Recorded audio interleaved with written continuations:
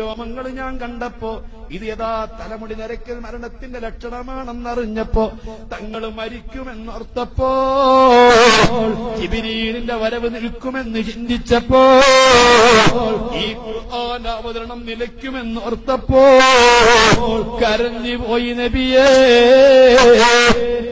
നബി സല്ലല്ലാഹു അലൈഹി വസല്ലമ തങ്ങൾ പറയുന്നു, ആയിഷ, ഞാൻ ഒന്ന് രണ്ട് കാര്യം നിനക്ക് പറഞ്ഞു തരട്ടെ.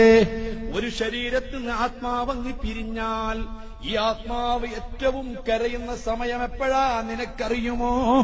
ആത്മാവ് കരയുമെന്ന് അല്ലാഹുവിന്റെ റസൂൽ പഠിപ്പിച്ചത് സഹീഹുൽ ബുഖാരിയിലുണ്ട്. ഖദ്ദിമൂനി ഖദ്ദിമൂനി അഹ്ലാഹിലാദിരി എന്നൊക്കെ എന്നൊക്കെ പറഞ്ഞ് കരയുമെന്ന് ബുഖാരിയിലുണ്ട്. പക്ഷെ ഏറ്റവും കൂടുതൽ കരയുന്നത് എപ്പോഴാ നിനക്കറിയുമോ? അല്ലാഹുവിന്റെ തിരുസവിധത്തിൽ ആത്മാവ് എത്തിയിട്ട് തിരിച്ചു വന്ന് ഈ ചേതനയറ്റ ശരീരം കാണുമ്പോ എത്ര കാലമായി ഞാൻ ഈ കൂട്ടിൽ കയറിയിട്ട്, എത്ര കാലം ഞാൻ ഈ കൂട്ടിൽ തങ്ങിയതാണ്, എവിടെയൊക്കെ ഈ ശരീരം കൊണ്ടെത്തിച്ചതാണ്, എന്തൊക്കെ ഈ ശരീരം കൊണ്ട് ചെയ്യിപ്പിച്ചതാ. ഈ നിസ്സഹായാവസ്ഥയിൽ കിടക്കുന്ന ഈ ശരീരം കാണുന്ന സമയത്ത് ഇക്കാലം അത്രയും ഈ ശരീരത്തിൽ നിന്ന് നൃത്തമാടി ശരീരം മൊത്തം സഞ്ചരിച്ച ആത്മാവ് കരയുന്നതാ. രണ്ടാമത് ആയിഷ, നിനക്കറിയുമോ, ഈ മയ്യത്ത് സ്വല്പസമയം കഴിഞ്ഞ് കുളിപ്പിക്കാൻ വേണ്ടി എടുക്കുമ്പോ ഈ ആത്മാവ് അവിടെ മൂലയിൽ നിൽക്കുന്നുണ്ട്. ചെറുപ്പക്കാരെ മറക്കണ്ട, ആത്മാവിനെ നീ കഫൻ ചെയ്തിട്ടില്ല, ആത്മാവിനെ നീ കുളിപ്പിക്കുന്നില്ല, ആത്മാവിനെ നീ മറവ് ചെയ്യുന്നില്ല, ആത്മാവിനെ നീ ഒന്നും ചെയ്യുന്നില്ല. ആത്മാവ് ആ ഭാഗത്തവിടെ നിൽക്കുകയാണ്. ഈ കുളിപ്പിക്കാൻ വേണ്ടി മയ്യത്തെടുക്കുമ്പോൾ ഈ ആത്മാവ് പറയുകയാ, ആയിഷ, എന്റെ കുടുംബാംഗങ്ങളെ, എന്റെ കൂട്ടുകാരെ, ഈ ശരീരത്തെ ഏറ്റവും സ്നേഹിക്കുന്ന ദയവുള്ള സങ്കടമുള്ള ആളുകളല്ലാതെ തൊട്ടുപോകരുത്. അതുകൊണ്ടാണ് നല്ല ആരോഗ്യമുള്ളൊരു മനുഷ്യനാണെന്ന് കരുതി ഒരു മയ്യത്ത് ഒറ്റക്കെടുത്ത് വെക്കരുത്, ഒറ്റക്ക് കുളിപ്പിക്കരുത്. വളരെ മയത്തിനും വളരെ സൗമ്യതയോടുകൂടി മാത്രമേ മയ്യത്ത് പെരുമാറാൻ പാടുള്ളൂ. ഈ ആത്മാവ് എത്ര പ്രയാസപ്പെട്ടുകൊണ്ടാണ് ഈ ശരീരത്തിൽ നിന്ന് പിരിഞ്ഞത്. ഈ ശരീരം അതാ കിടയപ്പെട്ട പഞ്ഞി പോലെ വേദനിച്ചതാണ്. അതുകൊണ്ട് വളരെ സൗമ്യതയിലല്ലാതെ തൊട്ടുപോകല്ല. മയ്യത്തിന് അതാ വെറും കൈ കൊണ്ട് തൊടാൻ പാടില്ല. ഒരു മയ്യത്തിന് ഒന്നിലധികം ആളുകൾ ഒരയ്ക്കാൻ പാടില്ല. ഒരാൾ മാത്രമേ കുളിപ്പിക്കാൻ പാടില്ല, മറ്റേയാൾ വെള്ളം ഒഴിച്ചു കൊടുക്കണം, മറ്റുള്ളവർ ഹെൽപ്പ് ചെയ്യണമെന്നല്ലാതെ ഒന്നും രണ്ടാളുകൾ കൂടി ഒരു മയ്യത്ത് തേച്ച് കഴുകാൻ പാടില്ല എന്ന് അത്രയും വ്യക്തമായി ഫിഖ്ഹിന്റെ കിതാബുകളിൽ കാണാം. ഇരിക്കട്ടെ, ഹബീബ് തങ്ങൾ പഠിപ്പിക്കുന്നു, അതവസാനം കുളിപ്പിച്ച് ഒരു നേർത്ത തുണി കൊണ്ട് ഇങ്ങനെ ഒപ്പിയെടുത്തിട്ട് വെള്ളമൊക്കെ ഒപ്പിയെടുത്ത് ഈ മയ്യത്ത് കഫംപുടയിലേക്ക് കിടത്തിയിട്ട് ഈ മയ്യത്തിന്റെ ഓരോ തുണിയും അങ്ങ് പൊതിഞ്ഞ് സുബ്ഹാനല്ലാഹ് നെറ്റിയുടെ ഭാഗമെത്തുമ്പോ, തലന്റെ ഭാഗമെത്തുമ്പോ മൂക്കിൽ പഞ്ഞി വെച്ച്, കണ്ണിൽ പഞ്ഞി വെച്ച്, നെറ്റിയിൽ പഞ്ഞി വെച്ച്, അല്ലാഹുവിന് സുജൂദ് ചെയ്ത അവയവങ്ങൾ മുഴുവനും പവിത്രമായ അവയവങ്ങളായതുകൊണ്ട് അവിടെ മുഴുവനും പഞ്ഞി വെച്ചിട്ട് ഈ ശരീരത്തെ മുഖം കെട്ടുമ്പോൾ ഈ ആത്മാവ് പെടഞ്ഞ് പെടഞ്ഞ് പെടഞ്ഞ് കരയുന്നു. മൂടല്ല, പൊതിയല്ല. ഈ ആത്മാവിനോ ഈ ശരീരമൊന്ന് കണ്ടോട്ടെ, ഈ ബന്ധുക്കളൊന്ന് കണ്ടോട്ടെ, തന്റെ ഭാര്യയൊന്ന് കണ്ടോട്ടെ, തന്റെ മക്കളൊന്ന് കണ്ടോട്ടെ എന്ന നേക്കുമായി പിരിയുന്നില്ല. അടുത്ത 2 കൊല്ലം 10 കൊല്ലത്തേക്കുള്ള പിരിച്ചിലല്ല, ആയിരക്കണക്കിന് കൊല്ലങ്ങളിലേക്കുള്ള പിരിയല. ഒന്ന് കണ്ടോട്ടെ എന്ന് പറഞ്ഞ് നിന്റെ ആത്മാവ് അവിടെ കടന്ന് കരയുമെന്ന് അല്ലാഹുവിന്റെ റസൂൽ നിർത്തി. ആയിഷ, നിനക്ക് കേൾക്കണോ, ഈ ആത്മാവ് അതങ്ങനെ കവൻ ചെയ്തിട്ട് മയ്യത്ത് സ്ട്രെച്ചറിൽ കിടത്തി, മയ്യത്ത് കട്ടിലിൽ കിടത്തി, മയ്യത്തിന്റെ മൂടിയിട്ടിട്ട് ഈ മയ്യത്ത് വീട്ടിൽ നിറക്കുമ്പോ നിങ്ങളെ വളരെ വീട്ടിലും കട്ടിൽ വന്നു പോയിട്ടുണ്ടാവാം. കാറ് വരാത്ത വീടുകളുണ്ട്, ബസ് വരാത്ത വീടുകളുണ്ട്, വാഹനങ്ങൾ കയറാത്ത വീടുകളുണ്ട്. എന്നാൽ ഈ കട്ടില് കയറാത്ത വീടുകളില്ല. ഇന്ന് കയറിയില്ലേ മോനെ, നാളെ വരുന്നതാ നിന്റെ വീട്ടിൽ വരുന്ന വാഹനമാ. ആ വാഹനം വന്നിട്ട് ഞാൻ ചോദിക്കുന്നു, പലരുടെയും മയ്യത്ത് നിങ്ങൾ എടുത്തുകൊണ്ടുപോയില്ലയോ? മയ്യത്ത് കൊണ്ട് നിങ്ങൾ ഇറങ്ങിപ്പോയില്ലയോ? എന്നാൽ നിങ്ങൾക്ക് കേൾക്കണോ, ജീവിതത്തിൽ ഒരു കളവ് പറയാത്ത മുഹമ്മദ് മുസ്തഫ, 90,000 അത്ഭുതങ്ങൾ കാണിച്ചു തന്ന മുഹമ്മദ് മുസ്തഫ, ചരക്കല്ലുകളെ കൊണ്ട് തസ്ബീഹ് ചൊല്ലിപ്പിച്ച് കേൾപ്പിച്ചു തന്ന മുഹമ്മദ് മുസ്തഫ, ആ ചന്ദ്രൻ താഴേക്ക് ഇറക്കിക്കൊണ്ടുവന്ന് പിളർത്തിയിട്ട് ആയിരക്കണക്കിന് ആളുകൾക്ക് കാണിച്ചു കൊടുത്ത മുഹമ്മദ് മുസ്തഫ, പാമ്പിനെ കൊണ്ട് സംസാരിപ്പിച്ച മുഹമ്മദ് മുസ്തഫ, അതേ ചെന്നായെ കൊണ്ട് വാചാലമായി പ്രഭാഷണം നടത്തിയിട്ട് ആയിരക്കണക്കിന് സ്വഹാബികളെ കേൾപ്പിച്ച മുഹമ്മദ് മുസ്തഫ. അതൊന്നും പറയാൻ ടൈമില്ല. ആ റസൂല് പറയുകയാ, ആരാ മോനെ അള്ളണ്ട് എന്ന് പഠിപ്പിച്ചതാരാ? ഈ നോമ്പ് നിനക്ക് പഠിപ്പിച്ചതാരാ? ഈ മാസം നിനക്ക് പവിത്രമാണെന്ന് പറഞ്ഞു തന്നതാരാ? ഇന്നത്തെ രാത്രിക്ക് പ്രത്യേകതയുണ്ട് എന്ന് ആര് പറഞ്ഞത് കൊണ്ടാ നീ വിശ്വസിച്ചത്? ആരാ നിനക്ക് ഈ ഖുർആൻ അല്ലാഹുവിന്റെ കലാമാണെന്ന് പറഞ്ഞു തന്നത്? ഈ വിശുദ്ധ ഖുർആൻ കണ്ടുപിടിച്ചവര് കൂട്ടത്തിലുണ്ടാവാം, വ്യഭിചരിച്ചവര് കൂട്ടത്തിലുണ്ടാവാം, നിസ്കാരം ഉപേക്ഷിച്ചവര് കൂട്ടത്തിലുണ്ടാവാം. അതേ സമയത്ത് ഈ വിശുദ്ധ ഖുർആൻ നിന്ദിച്ച ആരെങ്കിലും കൂട്ടത്തിലുണ്ടോ? ആരും ഈ ഖുർആൻ നിന്ദിക്കലില്ല. ഈ ഖുർആനെ എല്ലാവരും ബഹുമാനിക്കുന്നു. ഒരു ദിവസം 80 കോടി ജനങ്ങൾ വായിച്ചുകൊണ്ടിരിക്കുന്ന ഒരു ഗ്രന്ഥമുണ്ടെങ്കിൽ ഈ വിശുദ്ധ ഖുർആൻ. ഈ ഖുർആൻ പടച്ച റബ്ബിന്റെ വചനമാണെന്ന് ആരാ നിന്നെ പഠിപ്പിച്ചത്? മുഹമ്മദുർ റസൂലുള്ളാഹ്. ആ റസൂലാ മോനെ പറയുന്നത്. ആരാ നിനക്ക് നരകമുണ്ടെന്ന് പഠിപ്പിച്ചു തന്നത്? ആരാ നിനക്ക് സ്വർഗമുണ്ടെന്ന് പഠിപ്പിച്ചു തന്നത്? ആരാ നിനക്ക് ഈ കാര്യങ്ങളൊക്കെ പഠിപ്പിച്ചു തന്നത്? ഈ ദീനാരാ നിനക്ക് പഠിപ്പിച്ചു തന്നത്? ഒരു വ്യക്തിയല്ലേ, ഒരു മഹാവ്യക്തിത്വമല്ലേ? അതാരാ?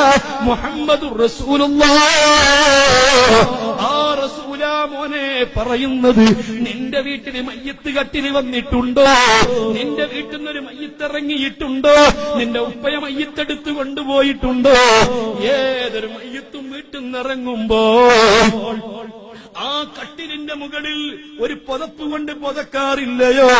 ആ പുതപ്പിന്റെ മീതെ ആ മയ്യത്തിന്റെ ആത്മാവ് ഇരിക്കുകയാണ്. ഇരുന്നിട്ട് ആ ആത്മാവ് നോക്കുന്നത് എങ്ങോട്ടാണെന്നറിയോ? ആ വീട്ടിൽ നിന്നിറങ്ങുമ്പോ സുബ്ഹാനല്ലാഹ്, എത്ര സൗന്ദര്യമുള്ള വീടുകൾ, എത്ര സൗകര്യമുള്ള വീടുകൾ, എന്തെല്ലാം സംഘടിപ്പിക്കപ്പെട്ട, ഏതെല്ലാം രൂപത്തിൽ അലങ്കരിക്കപ്പെട്ട വീടുകൾ. ആ വീടുകളിലേക്ക് നോക്കുമ്പോൾ സുബ്ഹാനല്ലാഹ്, ആ വീട്ടിന്റെ ജനലികൾ പിടിച്ചുകൊണ്ട് അതാ പിടിച്ചു മുറുക്കിയിട്ട് സങ്കടം പിടിച്ചടക്കി കരയുന്ന പെണ്ണുങ്ങളില്ലയോ? അവിടുന്ന് ഉയരുന്ന ദീർഘാർത്ഥനാഥങ്ങളില്ലയോ? സങ്കടങ്ങളില്ലയോ? ഈ മയ്യത്തിറക്കി കൊണ്ടുപോകുമ്പോ കട്ടിലിലേക്ക് കൊണ്ടുപോകുന്ന മയ്യത്തിലേക്ക് നോക്കിയിട്ട് ദീർഘശ്വാസം വിട്ടുകൊണ്ട് കരയുന്ന പെണ്ണുങ്ങളില്ലേ? കുട്ടികളില്ലേ? അതേ മുതിർന്നവരില്ലേ? ആ കരയുന്ന ആളുകളെ കൊള്ള നോക്കിയിട്ട് ഈ കട്ടിലിന്റെ പുറത്തുള്ള ഒരു വാക്കുണ്ട്, മറക്കണ്ട, നാളെ നിന്റെ വീട്ടിൽ നിന്നൊരു മയ്യത്തിറക്കുന്ന സമയത്ത് നിന്നോട് പറയുന്നതാ. ഒരു മയ്യത്ത് വീട്ടിൽ നിന്ന് കൊണ്ടുപോയിട്ടുണ്ടോ? പറയാതിരുന്നിട്ടില്ല. ഇനി കൊണ്ടുപോകുന്നുണ്ടോ? പറയാതിരിക്കൂല. പറഞ്ഞതാരാ?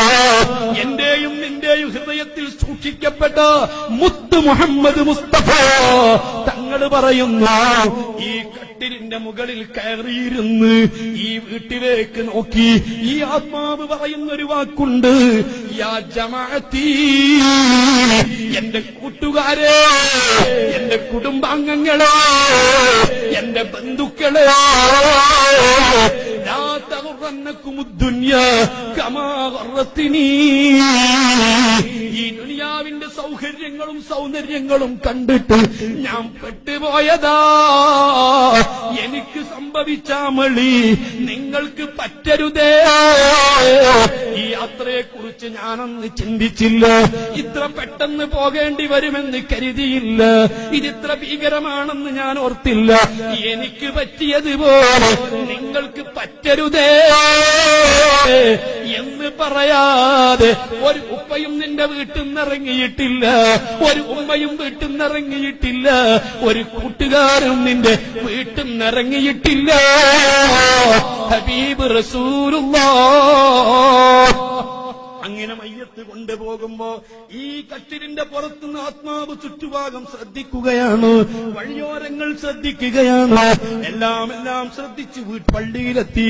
നിസ്കരിക്കുന്ന സ്ഥലത്തെത്തി. നിസ്കാരം കഴിഞ്ഞപ്പോ എത്രയോ ആളുകൾ പിരിഞ്ഞുപോയി. കൂട്ടുകാര് പലരും പിരിഞ്ഞുപോയി, കമ്പനി പലരും പിരിഞ്ഞുപോയി, ബന്ധുക്കൾ പലരും പിരിഞ്ഞുപോയി.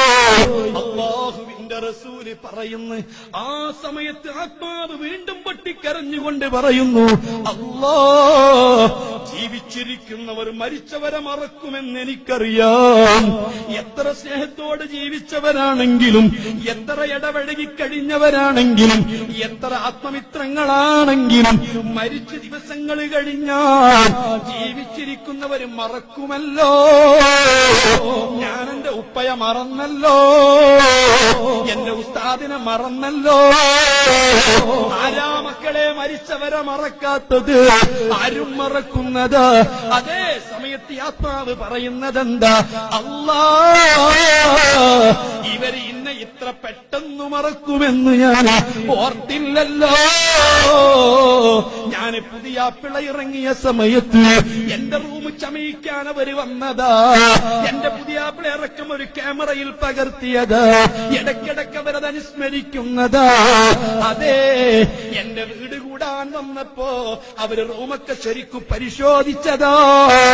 എന്റെ കൂട്ടുകാരാണ് എന്റെ മണിയറയിലേക്ക് ആദ്യം വന്നുകൊണ്ട് നോക്കിയത്. എന്റെ സ്നേഹിതന്മാരാണ് എന്റെ വീടിൽ കൂടി വന്ന് എന്റെ വീട് കൂടലിന് ആദ്യം വന്നത്. അവരെന്തൊക്കെ സന്തോഷങ്ങളാണെന്ന് ചെയ്തു കൂട്ടിയത്, എന്തെല്ലാം കാര്യങ്ങളാണ് അവർ കൊണ്ടുവന്നത്. പക്ഷേ എന്റെ ബന്ധുക്കൾ അടുപ്പ് കാണാൻ വന്നവരുണ്ട്, അതിനുശേഷം പലതും കാണാൻ വന്നവരുണ്ട്. പക്ഷേ എനിക്ക് ആയിരക്കണക്കിന് കൊല്ലങ്ങൾ കിടക്കാനുള്ള എന്റെ വീടൊന്നു കാണാൻ, എന്റെ വീടൊന്ന് കാണാൻ പോലും അവര് വന്നില്ലല്ലോ. എന്റെ തേക്കാത്ത വീട്, പഠിക്കാത്ത വീട്, ലൈറ്റില്ലാത്ത വീട്, ഫാനില്ലാത്ത വീട്, സൗകര്യങ്ങളില്ലാത്ത വീട്, ഈ വീട്ടിലേക്ക് എന്നെ ഇറക്കിക്കടത്തുമ്പോ എന്റെ വീടൊന്നു കാണാൻ, എന്റെ വീടൊന്നു കാണാൻ എന്റെ കൂട്ടുകാർ വന്നില്ലല്ലോ. എന്റെ ബന്ധുക്കൾക്ക് സമയം കിട്ടിയില്ലല്ലോ എന്ന് പറഞ്ഞ് ആത്മാവ് പൊട്ടിപ്പൊട്ടിക്കരയുമെന്ന് റസൂലുള്ളാഹ് മോനെ ചുരുക്കുന്നു.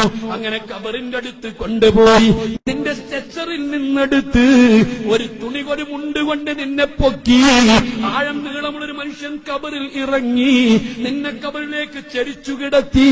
നിന്റെ കെട്ടുകളൊക്കെ അഴിച്ച്, നിന്റെ തലന്റെ കെട്ടടിച്ച്, നിന്റെ കവിൾ